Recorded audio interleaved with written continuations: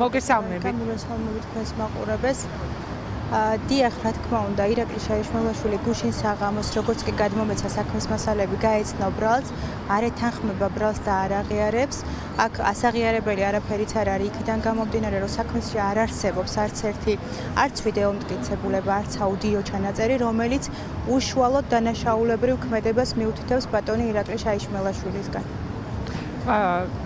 და დღეს როცა ჩატარდა შაიშმელაშვილის პროცესი, თან მისი საქმე ცალკე გამოყვეს, დაუსწრებლად პატიმრობა მიუსაჯეს, როგორ ფორმულირდა საბოლოოდ მისი ბრალი, ანუ რას ედავებიან, რა დამამტკიცებელი დოკუმენტაცია წარმოადგინეს და სამართლებრივად რამდენად არის გამართული, იმიტომ რომ რეალურად ირაკლის ედავებიან მის მიერ გაკეთებულ განცხადებებს, ხო?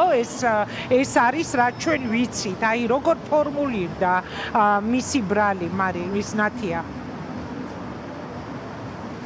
დიახ, მოგახსენებთ, მას სისხლის სამართლის 317 მუხლით ედება ბრალი, რაც გულისხმობს მოწოდებას სახელმწიფო კონსტიტუციური წყობილების ძალადობით დამხობისკენ ან სახელმწიფო ხელისუფლების გადატრიალებისკენ.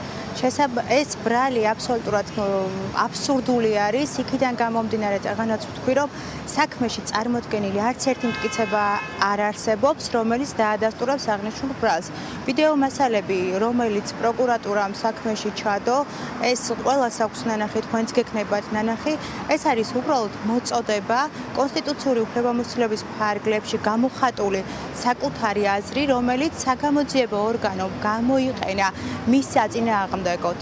ეს გავს უფრო სადამსჯელო ღონისძიებას მის მიმართ. ანუ ეხლა როგორ დიახ, ყველა კანონიერ ძანეთ. მე პირადად ამას დიახ, მე პირადად ყველა კანონიერ ზომას გამოვიყენებ იმისთვის, რომ მისი უფლებები დავიცვა და ეს ბრალი ამ ბრალმა ესე არ ჩაიაროს, რა თქმა უნდა. თვითონ ირაკლის თემაზე მინდა რომ მკითხოთ, ანუ როგორ განვითარდება ეხლა კონკრეტულად პროცესები, მე იმეც ვიტოვებ, რომ ის ეხლა უსაფრთხოდ არის იქ, სადაც იმყოფება. საინტერესოა თუ მფარველობს ის სახელმწიფო, ის ამერიკის შეერთებულ შტატებში იმყოფება, თუ ეს საკითხი დადგება, ანუ პროცესი როგორ წავა, საქართველოს სახელმწიფომ ამ ბრალის საფუძველზე უნდა გამოაცხადოს ძებნა და მოითხოვოს გადმოცემა, ხო? რამდენად არის ის დაცული ამისგან და უკვე დაიწყო თუ არა, უკვე გამოცხადდა თუ არა მასზე ძებნა. შეიძლება თქვით და მე ცუდად მესმის თქვენი ხმა ბოდიში თუ თქვით და გამეორება თუ მიწევს.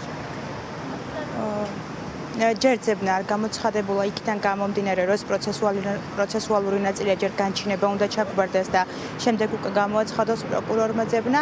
ამ ეტაპზე მფარველობს თუ არა ის სახელმწიფო, სადაც ახლა ბატონი ირაკლი შაიშმელაშვილი იმყოფება, ჩემთვის ეს დეტალები უცნობია, თუმცა ახლა არის უსაფრთხოდ, შვიდად მის ოჯახთან ერთად. თვითონ როგორ შეხვდა ამ წაყენებულ ბრალს და მისი რეაქცია როგორი იყო, რა გითხრათ მან?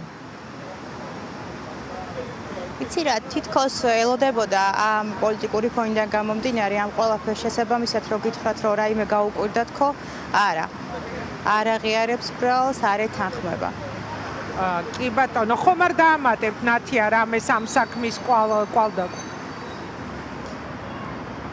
არა, ერთადერთი შემიძლია დავამატო მის პიროვნებასთან დაკავშირებით, რომ წარმოდგენა შეუქმნათ მაყურებელს, ირაკლი შაიშმელაშვილი 21 წლის განმავლობაში ემსახურებოდა საქართველოს, 16 წლის განმავლობაში მუშაობდა თავდაცვის სამინისტროში და არაერთი ჯილდო და დამსახურება აქვს და 6 წელი მუშაობდა შინაგან საქმეთა სამინისტროში.